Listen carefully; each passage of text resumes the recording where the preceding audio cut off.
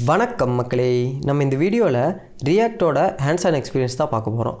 நம்ம development environment வந்து setup பண்ணுறதுக்கு முன்னாடியே ரியாக்ட் வந்து எப்படி வந்து எக்ஸிக்யூட் பண்ணலாம், நம்ம வந்து எப்படி வந்து ரியாக்டில் ப்ராக்டிஸ் பண்ணலாம் அப்படிங்கிறத இப்போ பார்க்கலாம். ஸோ ஒரு ப்ரௌசர் ஓப்பன் பண்ணிவிட்டு react.new அப்படிங்கிற வெப்சைட்டுக்குள்ளே போய்க்கோங்க. இந்த வெப்சைட் என்னென்னா கோட் சாண்ட்பாக்ஸ் அப்படிங்கிற ஒரு பிளாட்ஃபார்ம் இருக்குது. அந்த பிளாட்ஃபார்மில் வந்து நம்ம வந்து நம்மளோட கோட் எல்லாமே ரன் பண்ணி எக்ஸிக்யூட் பண்ணி பார்க்கலாம். இப்போ நம்ம வந்து சின்ன சின்ன எக்ஸசைஸ்லாம் ரியாக்டில் பண்ணுறோன்னா ஒரு தடவையும் நம்ம வந்து ப்ராஜெக்ட் பில்ட் பண்ணாமல் இந்த மாதிரி கோட் சாண்ட்பாக்ஸ் வந்து யூஸ் பண்ணலாம். ஸோ இப்போ இந்த கோட் சாண்ட்பாக்ஸ் என்ன பண்ணி தந்திருக்குன்னா, நமக்கு வந்து ஒரு ஸ்டார்டர் ரியாக்ட் வந்து அதுவே பில்ட் பண்ணி கொடுத்துருக்கு. உங்களுக்கு வந்து பில் ஆகிறதுக்கு கொஞ்சம் நேரம் ஆகும். ஸோ அது ஆச்சுன்னா கொஞ்சம் வெயிட் பண்ணிவிட்டு பார்த்தீங்கன்னா இந்த ரைட் சைடில் வந்து உங்களுக்கு வந்து ரெண்டரை காமிச்சிரும். இப்போ நீங்கள் இங்கே சைன்இன் பட்டன் அப்படின்னு நீங்கள் வந்து காமிக்கும். அதை வந்து நீங்கள் மறக்காமல் சைன்இன் பண்ணிடுங்க. சைன்இன் பண்ணலைன்னா ஒரு தடவை இது வந்து எடிட் பண்ணுறதுக்கு வந்து விடாது. ஸோ மறக்காமல் சைன்இன் பண்ணிவிட்டு நீங்கள் வந்து இங்கேருந்து கண்டினியூ பண்ணுங்கள். இப்போ நம்ம என்ன பண்ணலான்னா ஃப்ரெஷ்ஷாக வந்து ரியாக்ட் ஸ்டார்ட் பண்ணலாம். ஸோ app.js அப்படிங்கிற இந்த ஃபைல் இருக்கா, இந்த லெஃப்ட் சைடு இருக்கிறது வந்து வெறும் VS கோடில் இருக்க ஃபார்மேட் மாதிரி தான். இங்கே கொடுத்தீங்கன்னா இந்த நியூ ஃபைலாக க்ரியேட் ஆகும். ஸோ இந்த app.js வந்து மொத்தமாக டெலீட் பண்ணிவிட்டு ஃபஸ்ட்லேருந்தே நம்ம வந்து ரியாக்ட் வந்து போட ஆரம்பிக்கலாம். ஸோ இப்போ வந்து நான் மொத்தமாக டெலீட் பண்ணிடுறேன். எல்லாமே style.css அப்படிங்கிற ஃபைலையும் டெலீட் பண்ணிடுறேன். டெலீட் பண்ணிவிட்டு இங்கே வந்து நம்ம வந்து ஒரு ஃபங்க்ஷன் வந்து எக்ஸ்போர்ட் பண்ணணும். உங்களுக்கு வந்து ஜாவாஸ்கிரிப்ட் தெரிலனாலும் இந்த கோடை வந்து பாருங்கள் மறக்காமல். உங்களுக்கு வந்து ஜாவாஸ்கிரிப்ட் தெரிலனாலும் பரவாயில்ல, நான் பண்ணுறதுவே நீங்கள் வந்து உங்களோட ப்ரௌசரில் பண்ணி பாருங்கள். அதுக்கப்புறம் நம்ம வந்து ஜாவாஸ்கிரிப்ட் ஃபண்டமெண்டல்ஸ் அப்படிங்கிற செக்ஷனுக்குள்ளே நம்ம வந்து எல்லா ஜாவாஸ்கிரிப்ட் கான்செப்ட்ஸும் கவர் பண்ண போகிறோம். So export default function app அப்படிங்கிற ஒரு ஃபங்க்ஷனை வந்து நான் வந்து எக்ஸ்போர்ட் பண்ணிட்டேன். இந்த ஃபங்க்ஷன் வந்து ரிட்டர்ன் பண்ணுறோம். அந்த ரிட்டர்ன் பண்ணுற ஸ்டேட்மெண்ட் தான் இந்த HTML-ஆக ரெண்டர் ஆகும். ஸோ ரிட்டர்ன் ஒரு div ரிட்டர்ன் பண்ணி அதுக்குள்ளே ஒரு பேராகிராஃப் கொடுக்கலாம்.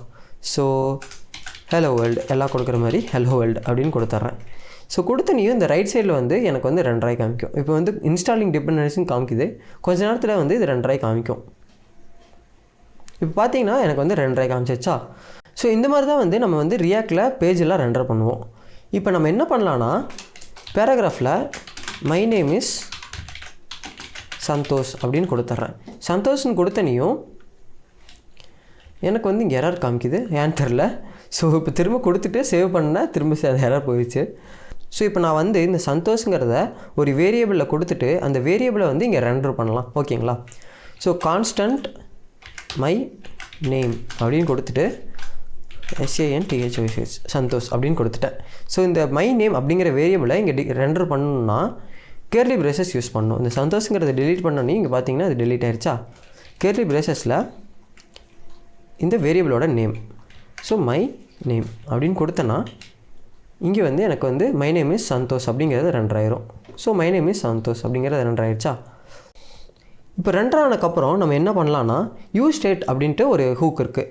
ஸோ அந்த ஹூக்கு வந்து நம்ம வந்து இங்கே யூஸ் பண்ணலாம். இப்போ வந்து உங்களுக்கு எதுவுமே புரியல அப்படின்னு நினச்சிங்கனாலும் இந்த கோடை வந்து அப்படியே நான் பண்ணுறதே ஃபாலோ பண்ணுங்கள். இந்த மாதிரி கான்செப்ட்லாம் ரியாக்டில் ஒரு ஃபண்டமெண்டல்ஸ் தான். ஸோ யூஸ் ஸ்டேட் அப்படின்னு நான் இங்கே டைப் பண்ணுறேன் இந்த ப்ராக்கெட்ஸில். ஸோ இந்த ப்ராக்கெட்ஸில் டைப் பண்ணனையும் இங்கே வந்து ஆட்டோமேட்டிக்காக எனக்கு வந்து கோடு ஃபுல் ஆயிரும். இல்லைனா இந்த கோடை வந்து நீங்கள் முழுசாக டைப் பண்ணிடுங்க. டைப் பண்ணிவிட்டு கண்ட்ரோலர்ஸ் கொடுத்தீங்கன்னா சேவ் ஆயிரும். ஸோ இந்த யூஸ் ஸ்டேட் அப்படிங்கிற ஹூக்கை வந்து இப்போ வந்து நான் இம்போர்ட் பண்ணிட்டேன். இம்போர்ட் பண்ணக்கப்புறம் அந்த ஹூக்கை வந்து நான் யூஸ் பண்ணணும். இப்போ இந்த யூஸ் ஸ்டேட் ஹூக் எதுக்கு யூஸ் ஆகுதுன்னா, நம்மளோட வேரியபிள் இருக்கா, அந்த வேரியபிளை திரும்ப டிக்ளேர் பண்ணுறதுக்கு தான் இந்த யூஸ் ஸ்டேட் ஹூக்.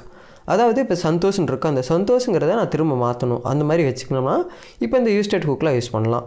இப்போ நான் வந்து ஒரு ஏஜ் அப்படிங்கிற வேரியபிள் டிக்ளேர் பண்ணுறேன். யூஸ் ஸ்டேட்டில் எப்படி வேரியபிள் டிக்ளேர் பண்ணுறதுனா கான்ஸ்ட் ஒரு அரேக்குள்ளே 2 வேரியபிள். ஃபஸ்ட்டு வந்து அதோட வேரியபிள் நேம், அதுக்கப்புறம் அதோட function. So age set age அப்படின்னு கொடுக்கணும். ஸோ இந்த செட் அப்படிங்கிறது தான் இந்த யூஸ் ஸ்டேட்டில் வந்து மேக்ஸிமம் கொடுப்பாங்க. நீங்களும் இந்த மாதிரி செட் ஏஜ் இது மாதிரி செட் நேம் அந்த மாதிரி கொடுத்து பழகிக்கோங்க. அதுக்கப்புறம் equal to use state brackets. So இந்த மாதிரி கொடுத்துட்டிங்கன்னா உங்களுக்கு வந்து வேரியபிள் வந்து டிக்ளேர் ஆயிரும். டிக்ளேர் ஆனதுக்கப்புறம் இந்த யூஸ் ஸ்டேட்குள்ளே நம்மளோட இனிஷியல் வேல்யூ கொடுக்கலாம். ஸோ இனிஷியலாக எனக்கு வந்து 0 இருக்கணும். இங்கே நான் வந்து ஒரு பட்டன் க்ரியேட் பண்ணிவிட்டு அந்த பட்டன் கிளிக் பண்ண அந்த 0 வந்து 1ஆல் ப்ளஸ் ஆகணும். ஓகேங்களா? இப்போ அதுதான் டாஸ்க். ஸோ 0 கொடுத்துட்டு இங்கே வந்து நான் ஒரு பட்டன் க்ரியேட் பண்ணுறேன். பட்டன் ப்ளஸ் அப்படின்னு க்ரியேட் பண்ணுறேன். ஸோ இந்த ப்ளஸ் வந்து நான் கிளிக் பண்ணும்போது அந்த 0 வந்து 1 by 1 இன்க்ரீஸ் ஆகணும். ஸோ இந்த இதையும் நம்ம வந்து ரெண்டர் பண்ணிடலாம். ஸோ இதுதான் வேரியபிள், இது வந்து ஃபங்க்ஷன். ஓகேங்களா? So paragraph my age is age அப்படின்னு கொடுத்துட்றேன். ஸோ இப்போ வந்து நான் வந்து ஏஜையும் ரெண்டர் பண்ணிட்டேன். இங்கே வந்து ஸ்பேஸ் கொடுத்துட்றேன். ஸோ இப்போ நான் வந்து ஏஜையும் ரெண்டர் பண்ணிட்டேன். இந்த ப்ளஸ் வந்து நான் கிளிக் பண்ணும்போது இந்த 0 வந்து 1/1 ப்ளஸ் ஆகணும். இப்போ நம்ம இந்த பட்டனில் ஒரு ஹேண்ட்லர் வந்து க்ரியேட் பண்ணலாம். ஸோ ஆன் கிளிக் அப்படிங்கிற ஒரு ஹேண்ட்லரில் நம்ம வந்து ஒரு ஃபங்க்ஷன் வந்து டிக்ளேர் பண்ண போகிறோம். அதுவும் callback function. So callback function எப்படி டிக்ளேர் பண்ணுறதுனா இந்த மாதிரி ப்ராக்கெட்ஸ் யூஸ் பண்ணி நீங்கள் வந்து டிக்ளேர் பண்ணிக்கலாம். டிக்ளேர் பண்ணக்கப்புறம் இந்த பட்டனை வந்து கிளிக் பண்ண இந்த ஏஜ் வந்து நமக்கு வந்து அதிகமாகணும். ஸோ இந்த செட் ஏஜ் அப்படின்னு சொன்னோன்னா அந்த ஃபங்க்ஷனை யூஸ் பண்ணி தான் நம்ம வந்து இதை அதிகப்படுத்தணும். ஸோ செட் ஏஜ் அப்படின்னு கொடுத்துட்டு அதுக்குள்ளே நம்ம இது என்ன பண்ணணும் அப்படிங்கிறத நம்ம வந்து டிக்ளேர் பண்ணிடணும். ஸோ ஏஜ் +1 அப்படிங்கிறது தானே நம்மளோட அச்சீவ்மெண்ட். ஸோ ஏஜ் +1 அப்படின்னு கொடுத்தனையும் இப்போ நான் இதை கிளிக் பண்ணும்போது 1 ப்ளஸ் ஆகுதா. ஸோ ஏஜ் எதை குறிக்குதுன்னா அந்த 0 குறிக்குது. ஸோ இப்போ நான் ப்ளஸ் பண்ணும்போது அந்த 0 வந்து 1 மாறிடும். அதுக்கடுத்து 2 மாறிடும். அதுக்கப்புறம் 3 அந்த மாதிரி ஒரு தடவையும் ஒரு நம்பரை இன்க்ரிமெண்ட் ஆகும். இப்போ நம்ம இந்த ஏபிஐ வச்சு சின்னதாக ஒரு ப்ராஜெக்ட் வந்து ரியாக்டில் பில்ட் பண்ணலாம். ஸோ இந்த ஏபிஐ என்ன பண்ணணும்னா ஒவ்வொரு தடவையும் ஒரு ஜேசன் ஃபைல் வந்து ரிட்டர்ன் பண்ணணும். அந்த ரிட்டர்ன் பண்ணுற ஜேசன் ஃபைலில் இந்த அட்வைஸ் இருக்கும். ஸோ ஒவ்வொரு தடவையும் ஒவ்வொரு அட்வைஸ் இருக்கும். ஸோ இப்போ நான் திரும்ப ரீலோட் பண்ணுறேன். ரீலோட் பண்ணும்போது பாருங்கள் இந்த அட்வைஸ் வந்து மாறிடும்.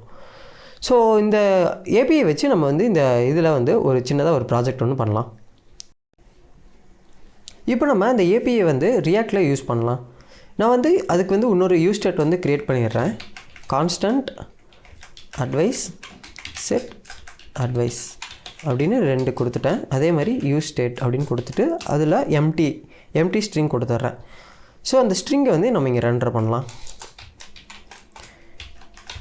யுவர் அட்வைஸ் அப்படின்னு போட்டு அந்த அட்வைஸ் அப்படிங்கிற வேரியபிளை நம்ம வந்து இங்கே ரெண்டர் பண்ணியாச்சு. ஸோ இங்கே பார்த்தீங்கன்னா வெறும் எம்டி ஸ்ட்ரிங் தான் இருக்குது. இதுக்குள்ளே நீங்கள் எதாவது டைப் பண்ணிங்கன்னா இது வந்து இங்கே ரெண்டர் ஆகும். ஓகேங்களா. இப்போ வந்து நம்ம வெளியே ஒரு அசிங்க் ஃபங்க்ஷன் க்ரியேட் பண்ணலாம் அந்த ஏபிஐ கால் பண்ணுறதுக்கு. So async function get advice அதுக்கப்புறம் அந்த ஏபிஐ வந்து ஃபெச் பண்ணலாம். ஸோ இந்த யூஆர்எல் வந்து நான் வந்து டிஸ்கிரிப்ஷனில் கொடுக்குறேன். ஃபெச் இந்த யூஆர்எல். ஸோ இது வந்து நம்ம வந்து ஒரு வேரியபிளில் வந்து ஸ்டோர் பண்ணி ஆகணும். ஸோ டேட்டா அப்படிங்கிற வேரியபிள் வந்து நான் ஸ்டோர் பண்ணிட்டேன். அதுக்கப்புறம் ரெஸ்பான்ஸ் வந்து நம்ம வாங்கணும். So response = await data.json. இந்த ரெஸ்பான்ஸ் வந்து நம்ம வாங்கியாச்சு. await fetch. ஓகேங்களா. இந்த await ஏன் யூஸ் பண்ணுறேன்னா இங்கே வந்து async ஃபங்க்ஷன் காட்டி இந்த await வந்து நான் யூஸ் பண்ணுறேன். இப்போ நம்ம என்ன பண்ணலான்னா இந்த டேட்டா வந்து எப்படி இருக்குது அப்படிங்கிறத பார்த்துடலாம். ஸோ console.log res அப்படின்னு கொடுத்துட்றேன். கொடுத்ததுக்கப்புறம் இந்த ஐக்கான் கிளிக் பண்ணிங்கன்னா உங்களுக்கு வந்து கான்சோல் வந்து ஓப்பன் ஆயிரும். ஓகேவா. ஸோ இங்கே இந்த மாதிரி கான்சோல் வந்து உங்களுக்கு வந்து ஆல்ரெடி ஓப்பன் ஆயிரும். ஓப்பன் ஆனதுக்கப்புறம் நீங்கள் வந்து இந்த ஃபங்க்ஷன் வந்து அவோக் பண்ணணும். ஸோ அவோக் பண்ணுறதுக்கு வந்துட்டு இங்கே வந்து நான் ஆன் கிளிக் = அதே மாதிரி தான் இங்கே நீங்கள் டிக்ளேர் பண்ணுற ஃபங்க்ஷன் வந்து நீங்கள் இங்கேயே கொடுக்குற ஃபங்க்ஷனாக இருந்தால், அதாவது இந்த HTMLலே கொடுக்குற ஃபங்க்ஷனாக இருந்தால் இந்த மாதிரி கால்பேக் வந்து யூஸ் பண்ணணும். இல்லை நான் ஃபங்க்ஷன் வந்து வெளியே தான் டிக்ளேர் பண்ணியிருக்கேன் அப்படின்னா நீங்கள் வந்து டேரெக்டாக ஃபங்க்ஷன் நேம் மட்டும் யூஸ் பண்ணால் போதும். ஸோ கெட் அட்வைஸ் அப்படின்னு கொடுத்துட்டிங்கன்னா அந்த கெட் அட்வைஸ் ஃபங்க்ஷன் வந்து எப்போ நம்ம இந்த பட்டன் கிளிக் பண்ணுறோமோ அப்பப்போ கால் ஆகும். ஸோ இதை நான் கிளியர் பண்ணிடுறேன்.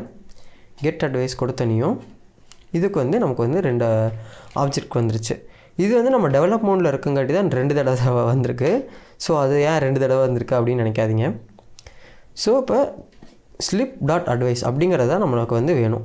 So set advice response.slip.advice. So இந்த slip.advice அப்படின்னு கொடுத்தீங்கன்னா இதில் இருக்க வேல்யூ வந்து அட்வைஸ் அப்படிங்கிற வேரியபிளில் செட் ஆயிரும். ஸோ அந்த செட்டானதை வந்து நம்ம வந்து இங்கே ரெண்டர் பண்ண போகிறோம். இப்போ நான் சேவ் பண்ணிட்டேன். திரும்ப நான் வந்து இது கிளிக் பண்ணுறேன். கிளிக் பண்ணும்போது பார்த்தீங்கன்னா இங்கே வந்து அந்த அட்வைஸ் வந்து நமக்கு வந்து கிடச்சிருச்சு. ஸோ நான் வந்து இங்கே வந்து இந்த இது போட்டுடுறேன். இப்படி போட்டிங்கன்னா கொஞ்சம் நல்லாயிருக்கும். ஸோ திரும்ப நான் வந்து கிளிக் பண்ணுறேன். Be kind is more rewarding. திரும்ப நான் கிளிக் பண்ணுறேன். Life is short and half. இந்த மாதிரி ஒவ்வொரு தடவையும் நீங்கள் கிளிக் பண்ண இந்த ஃபங்க்ஷன் வந்து அவோக் ஆகும். அதுக்கப்புறம் இந்த வேரியபிள் வந்து டிக்ளேர் பண்ணி திரும்ப இது வந்து ரீரெண்டர் பண்ணி காமிக்கும். இதுதான் ரியாக்டோட ஒரு பெரிய அட்வான்டேஜ். இதுலேயே நம்ம ரியாக்டோட கொஞ்சம் கான்செப்ட்லாம் கவர் பண்ணிட்டோம். நம்ம அடுத்த வீடியோவில் எப்படி ரியாக்ட் வந்து டெவலப்மெண்ட் என்வைரன்மெண்ட்டுக்கு செட் பண்ணுறது அப்படிங்கிறத பார்த்துடலாம். Until then, bye.